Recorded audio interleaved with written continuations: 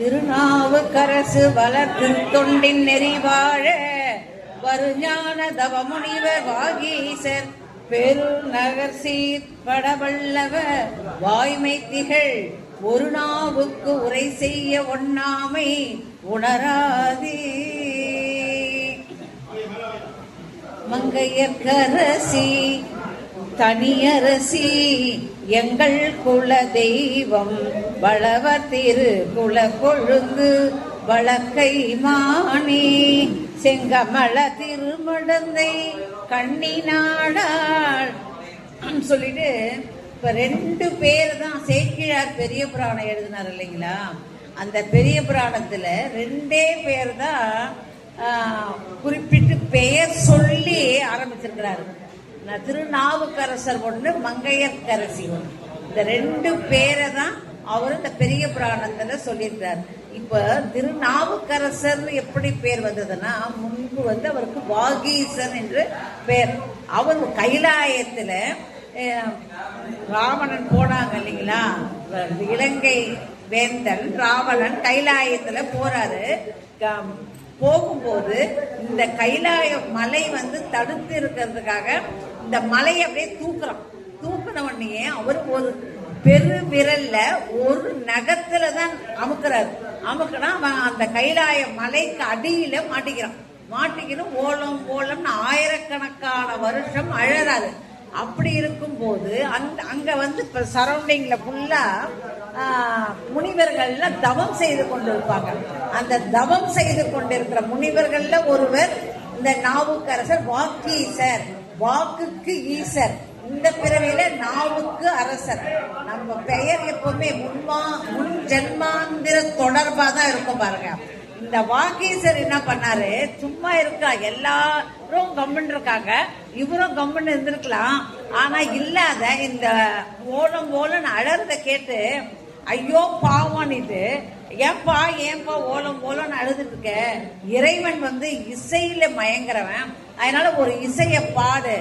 நீ அவரே இசை அரசர் தான், இசையிலே நல்ல வல்லுனர். அவருடைய கொடியே வீணை கொடி உடையோர் தான் ராவணன். அப்போ அவர் சொல்லும் போது, அப்போ ஆமா என்னதான் அவர் ஒரு தலையை எடுத்தாரு, பாண்ட வச்சாரு. அதுக்கப்புறமா வீணைய ஒரு கையெடுத்து வீணை பண்ணி இசைச்சாரு. பல வரங்கள், பல்லாயிரக்கணக்கான ஆயுள்கள், பல வரங்கள் எல்லாம் கொடுத்து ஒரு வாளையும் கொடுத்தாரு பாருங்க. சந்திரகாந்தம் என்ற ஒரு வாளை கொடுத்தாரு. அந்த வாளையும் கொடுத்துட்டு என்ன பண்றாரு, ஆனா இவருக்கு என்ன பண்ணாரு, நாவுக்கரசருக்கு பூலோகத்துல போய் பிறக்க கடவுதுன்னு சொல்லிட்டார். அதுதான் ஒரு உதவி செய்யலாம். உதவி செஞ்சா கூட ஒரு நல்லவனுக்கு உதவி செய்யணும். அந்த நல்லவனுக்கு இல்லாத உதவி செஞ்சார் பாருங்களா, அதுதான். அந்த மண்டோதரிய போய் ராவன் இறந்து போயிட்டாரு இல்லைங்களா. அப்ப மண்டோதரி கேட்டாலாம், அந்த சந்திரகாந்த வால் இருந்ததே எப்படி நீங்க செஞ்சாங்க? இல்ல, அந்த சந்திரகாந்த வாழை சிவபெருமான் கொடுக்கும் போது என்ன சொன்னாராம், ஒரு நிராயுதபாணி மேல நீங்க அதை போட்டீங்கன்னா அந்த வாள் என்னிடமே சேர்ந்துரும் நாங்களாம். அதனாலதான் அப்ப நான் ஜடாயு சீதாவை கொண்டு போகும்போது ஜடாயு தடுத்தாரு. தடுக்கும் போது நானு முன் யோசனை இல்லாம அந்த வாளை பிரயோகப்படுத்திட்டேன். அவர் ஒரு நிராயுதபாணியா இருந்த போது நான் அந்த வாளை பிரயோகப்படுத்துறதால அந்த வாள் மீண்டும் சிவபெருமான் கையிலேயே போய் சேர்ந்துருச்சு. அது மாதிரி அப்பேற்பட்ட வாள் கொடுக்கிற திறமை உள்ள சக்தி வாய்ந்த நம்ம சிவபெருமான் இவருக்கு என்ன சொன்னாரு, போய் பூலோகத்துல பிறக்கிறதுக்கு இருந்தார். அதனாலதான் 81 ஆண்டுகள் அவரு வாழ்ந்தாலும் 4 ஆண்டுகள் தான் நமக்கு தொண்டு செய்தார் இல்லைங்களா. அவருக்கு நிறைய பேர்கள் ஐயாலாம் சொன்னாரு. 7 பேர் அவருக்கு. அது மாதிரி தர்மசேனர், ஆளுடைய பிள்ளை, அது மாதிரி ஆளுடைய நாயகனை அதாவது தர்மசேன் பட்டு அந்த சமண மதத்துல இருந்த சாப்பாடு சாப்பிட்டு அங்கதானே வளர்ந்தாரு. அதனால அந்த ரத்தத்தை எல்லாம் போக்கணும்ன்றதுக்காகவே தான் உழவார பணி எடுத்து செஞ்சாரு. அந்த ரத்தம் எல்லாம் போனோம், போனது சூளக்குறி வந்து இறைவனே போட வச்சாரு. எல்லாம் இறைவனாலேயே பண்ணாரு. எல்லோரும் கைலாயம் போனாங்க. ஆனா இவர் போன கைலை வந்து நம்ம இப்போ கைலை காட்சியாக ஆடி மாதம் அமாவாசைக்கு கைலை காட்சியாக நாம வந்து பாக்குறோம். பாத்தீங்களா? எல்லாரும் ஞானசம்பந்தரும் போனாரு, சுந்தரமூர்த்தி நாயனார் போனாரு, மாணிக்க வாசகர் போனாரு. எல்லாரும் போனதெல்லாம் நாம பார்க்க முடியல இல்லைங்களா? அன்னைக்கு வந்து ஞானசம்பந்தர் எல்லாரையும் வாங்க, எல்லோரும் வாங்க அந்த ஜோதிக்குள்ள அழிச்சுட்டு போனார் அவர் திருமண காலங்கள்ல. அப்போ வந்து வள்ளலார் பிற்காலம் சொன்னாராம், ஒரு எச்சையில எடுக்கிற ஒரு ஆளா இருந்தா கூட நானும் கைலாயம் போயிருப்பேனேன்னு சொன்னாராம். அந்த மாதிரி வந்து வள்ளல் பெருமான் சொன்னாரா, அந்த வாடிய பயிரை பார்த்த போதெல்லாம் மனம் வந்து அவரு காற்று கூட கை வீசி நடந்தா காற்றுக்கு வலிக்குமா, அதனால கையை இப்படி வச்சுருக்காரு பாருங்க. போத்தின்னு இருக்கிறார் பாருங்க. ஒரு ஒயிட் வங்கி அதை கட் பண்ணாக்கா அதுக்கு துணிக்கு வலிக்கன்னு கிழிக்காம அப்படியே போதிக்கிறாராம். அந்த மாதிரி அவ்வளோ ஒரு பாம்புக்கும், பாம்பு என்றால் படையும் நடவும், பாம்புக்கும் அவர் வந்து ஒரு நல்லது பண்ணி நில்லுன்னா நிக்குது பாம்பும். அவருக்கு வார்த்தைக்கு கட்டுப்படுது. அவர் சொல்றாரு எனக்கு கைலாய காட்சி கிடைக்குமே.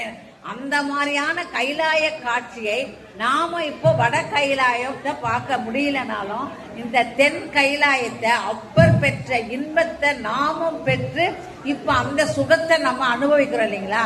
நானும் இந்த கைலாய காட்சியை ஒரு 10-15 வருஷமா பார்த்துட்டு தான் 2 முறை கையிலே போயிட்டு வந்துட்டேன் நான் இல்லைங்களா? அத மாதிரி கையில வந்து அவர் நிறைய கஷ்டப்பட்டாரு. ஏன்னா ஒரு இதை வந்து நம்ம கஷ்டப்பட்டு ஒரு பொருளை நம்ம அனுபவிச்சாதான் அதனுடைய அருமை தெரியும். ஒரு தாய் தகவல் பணம் சேர்த்து வச்சிருந்து ஒரு வீடு வாசல் கட்டி வச்சிருந்தா சொல்றீங்களேன், அத மகன் அனுபவிக்கிறதாக்கா அதனுடைய கஷ்டம் தெரியாது அவனுக்கு. அவனா உழைச்சி சம்பாரிச்சு லோனை போட்டு அதை போட்டு இதை போட்டு வாங்கி வட்டி கட்டி கட்டினானா அந்த அந்த ஒரு பொருளின் மதிப்பு தெரியும். அத மாதிரி ஞான சம்பந்தருக்குலாம் ஈஸியா கிடைச்சது. சுந்தர நண்பன்டான்றது மிஞ்சி பேசி வாங்கிட்டாரு. மாணிக்க வாசகர் குரு அறிவாக வாங்கினாரு. ஆகா இவர் வந்து கெஞ்சி கெஞ்சி கெஞ்சி பல சோதனைகளுக்கு உட்பட்டு ஆட்பட்டாரு. மாசில் கூற்றாய வயிற்று வலியை கொடுத்தாரு, அவர் பாலையை கொடுத்து ஆட்கொண்டாரு, இவர் சூளை நோயை கொடுத்தாரு, அப்புறம் இவருக்கு காலை கொடுத்தாரு, அவருக்கு ஓலையை கொடுத்து 4 பேருக்கும் 4 விதமா ஆட்கொண்டாரு. இவர் வந்து மாசில் வீணையும் மாலை மதியமும் வீசு தென்றல் சொல்லி சுண்ணாம்பு காவாயில போட்டு சுட வைக்கிறாங்க, கட்டி போட்டு கல்லுல கட்டி மதிக்க வைக்கிறாங்க. எவ்வளவு கஷ்டத்துல முதல் அந்த உண்ணாவிரத நோன்பு இருந்தது இவர்தான். அது மாதிரி எல்லோத்துக்கும் இதுவா இருந்து இன்றளவுல நமக்கு உழவாரன் படைன்னு இருக்கு. அவங்க சொந்த தொண்டெல்லாம் மறைஞ்சு போச்சு. பாடல் இயற்ற முடியாது, நமக்கு அவரோட உடனா இருக்க முடியாது இல்லைங்களா? ஆனா எல்லாரும் ஒரு தொடப்பத்தை எடுத்து பெருக்க முடியும், ஒரு குப்பை கூட்ட முடியும், ஒரு கிளீனா வச்சுக்க முடியும் இல்லைங்களா? நாம வந்து உழவார பணின்னு செய்யாம நாம குப்பை போடாம இருந்தாலே அதுவே புண்ணியம். நம்ம கோயிலுக்கு போனா என்ன பண்றாங்க, சாப்பிடுறோம் தொன்னையில கொடுத்து அப்படியே போடுறோம், சாப்பிடுறோம் கையை வந்து அங்க துடைக்கிறோம் இங்க துடைக்கிறோம் இல்லைங்களா? அந்த பணி எல்லாமே செய்யாம இருந்தாலே அவருக்கு செய்யறது நமக்கு நல்லது. அது மாதிரி திரு அங்கம் மாலைன்னு ஒண்ணு பண்ணிருக்காருங்க. இது தாண்டக வேந்தர். அந்த பாட்டு எப்படி அருணகிரிநாதருக்கு வந்து தாள நடை இருக்கும் அவருக்கு. இவர் வந்து தாண்டக வேந்தர்.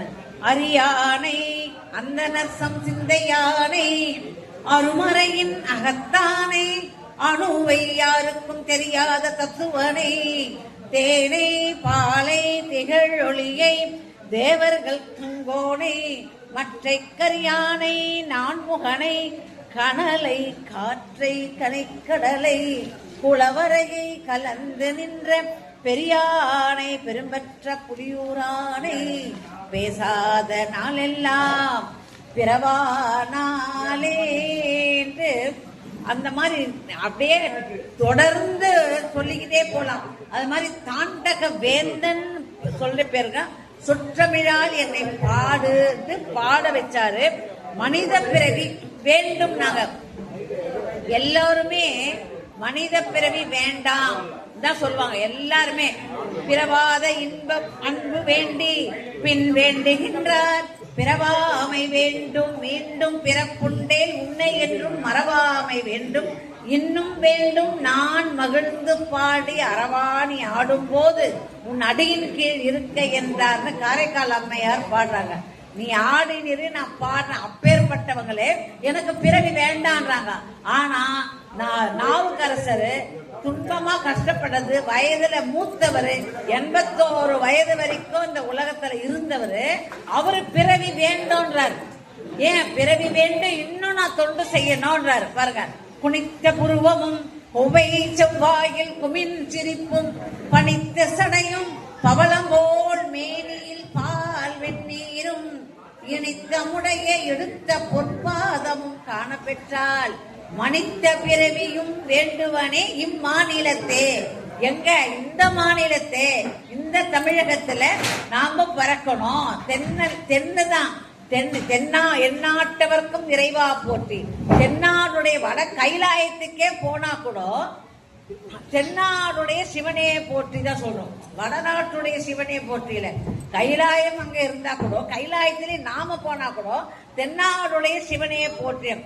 தென்னாடு என்பது அவ்வளவு சிறப்பான நம்மளுக்கு ஒரு நாடு தென்னாடுன்றது. அந்த தென்னாட்டுல நான் பிறக்கணும் சொல்றாரு.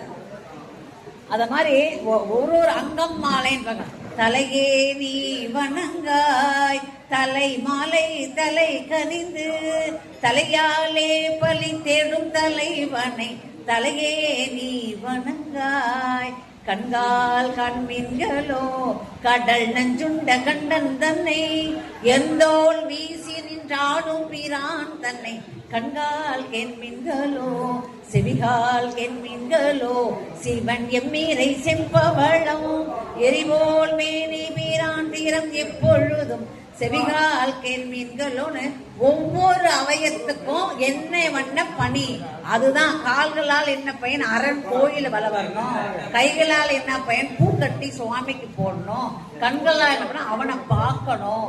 அப்புறம் தேடி கண்டு கொண்டேன் தேடி தேடோனா தேவனை என்னுள்ளே தேடி கண்டு கொண்டேன் சொல்லிட்டு கூட தேடி உயிர் கொண்டு போகையில் குற்றால கூத்தன் நல்லால் நமக்கு உற்றார் யார் உளரோ. அந்த மாதிரி தேடி தேடோனா தேவனை என்னுள்ளே தேடிக்கொண்டேன். தேடினாரு நான்முகனும் பிரம்மாவும் சிவனும் போய் தேடினாங்க. தேடியும் கண்டுபிடிக்க முடியாத அந்த இத நான் கண்டு கொண்டேன், என் மனசுல வச்சு அவர் தேடி கண்டு கொண்டேன் சொல்லி சொல்றாரு. அது மாதிரி குற்றாலநாதன் நமக்கு உயிர் கொண்டு போகும் போது குற்றாலத்துறை கூத்தன் நல்லால் நமக்கு உற்றார் ஆர் உளரோ சொல்லி சொல்றாங்க. அது மாதிரி எல்லாமே அவர் கருத்துக்கள் சிவபெருமான கேட்டா ஞான சம்பந்தர்னாக்கா தன்னையே பாடுவானாம். அவர் தன்னையே பாடுவார். கடைசியில ஞான சம்பந்தன் நலம் புகழ்ந்த பாடல் 10 வரும். ஞான சம்பந்தன என் தன்னையே அவரையே புகழ்ந்து பாடிப்பாரு. இவர் முன்னையே மிஞ்சி பாடுவாரு. பொண்ணை பத்தியே பாடுவாரு சுந்தரமூர்த்தி நாயனார். அது மாதிரி இவர் அப்பர் என்ன பண்ணுவாரு, என்னையே பாடுவாரு. என்னதான் பாடுவான் அவனுக்கு வேற எதுவுமே தெரியாது. யார் அவரே சர்டிபிகேட் கொடுத்தது, அவரே சொன்னது திருநாவுக்கரசு என்று பெயர் வந்தது அவரால. நாம 81 ஆண்டுகள் வாழ்ந்தாரு. ஆனா இன்னைக்கும் உழவார பணி என்பது இன்னைக்கும் ஒரு உழவார ஒரு கும்பலா சேர்ந்து ஒரு குழுவாக சேர்ந்து இன்றையும் தூய்மைப்படுத்தும் பணியை தொடர்ந்து செய்து கொண்டிருக்கிறாங்க. நாம இப்ப சுத்தமா இருந்தா தானே நம்ம உட்கார முடியும். ஒரு குப்பையா இருந்தா நம்ம உட்காரவே பிடிக்காது இல்லைங்களா? அது மாதிரிதான் மனசுல கூட ஒரு லட்சுமி கூட எப்படி உட்கார நமக்கு எப்படி இருக்கும், நம்ம மனசுல கூட அழுக்காறு அவா வெகுளி 4 இருக்குல்ல, பொறாமை இதெல்லாம் இல்லாத இருந்தாதான் இறைவன் குகனை நம்ம மன குகையில் வைக்கணும்ன்றாங்க. அது மாதிரி நாம வீடு சுத்தமா இருந்தாதான் லட்சுமி கடாட்சம் இருக்கும். லட்சுமி கடாட்சம் இருந்தாம எல்லாமே வந்துரும் இல்லைங்களா? அது மாதிரி தூய்மை பணி தான் முக்கியமான பணி. அந்த தள்ளாத வயதிலும் எதுவுமே எந்த ஒரு பொண்ணு போட்டு முத்த போட்டு இறைவன் சோதிக்கிறான். பொண்ணும் மணியும் முத்தம் கல்லு மாதிரி எடுத்து ஒதுக்கிட்டு அவர் வாழ்ந்து காட்டினாரு. இன்னைக்கும் நம்மள வாழறதுக்காக காட்டி வச்சிருக்காரு. நாம செய்யலாம், எந்த டெய்லி அன்றாட நாம வீட்டுல செய்யற பணிதான். அதை நாம கோயிலுக்கும் செய்யணும். நம்ம எங்க போனாலும் சுத்தமா இருக்கணும். ஒரு தலைக்கு, கண்ணுக்கு, மூக்குக்கு, வாய்க்கு என்ன பணி என்று அவர் வகுத்து கொடுத்துருக்காரு. அதன்படி நடந்தால் வாழ்க்கையில நம்ம செம்மையடையலாம். கைலாயத்தையே நாம பார்க்கலாம். இப்ப பார்த்துட்டு தான் வர முடியும். கைலிநாதனிடையும் பேசலாம். சாமியை நிஜமாக சுவாமி கையில நாம பேச முடியும். இதுகாரும் பொறுமை காத்து செவிமடுந்த அனைத்து அடியார் பெருமக்களுக்கும் நன்றி கூறி இந்த அளவில் நிறைவு செய்கிறது சென்னை கைலை மாமணி திருமதி அருள்மொழி கந்தகோட்டத்து ஓதுவார். நடந்தோம் வாழ்க, அருமுகம் வாழ்க, வெற்பை பூசை தனிவேல் வாழ்க, குக்குடம் வாழ்க, செவ்வேல் ஏறிய மஞ்சை வாழ்க, யானைத்தனமும் வாழ்க, மாறிலாவள்ளி வாழ்க, வாழ்க சீரடியார் எல்லாம் உருவாய் அருவாய் உலதாய் இலதாய் மறுவாய் மலராய் மணியாய் ஒளியாய் கருவாய் உயிராய் கதியாய் விதியாய் குருவாய் வருவாய் அருள்வாய் புகழே வெற்றிவேல் முருகனுக்கு அரோகரா. வாரியார் சாமிக்கு இவருக்கு ஒரு பேர் வச்சுட்டார், அப்பர். நம்ம எல்லாம் லோயரு, அவர் அப்பர்னுவாரு. ஒரு தமாஷா சொல்லுவாரு, அவர் அப்பர் இல்லைங்களா, அப்பர் சுவாமியே நம்ம எல்லாம் லோயரு, அவர் தான் அப்பர்னுவாரு. அது ஒரு தமாஷா சொல்லுவாரு. ஏன்னா வாரியார நம்ம கலந்துக்காத எந்த ஒரு பேச்சும் நிறைவு இருக்காது. அதற்காக சொன்னேன்.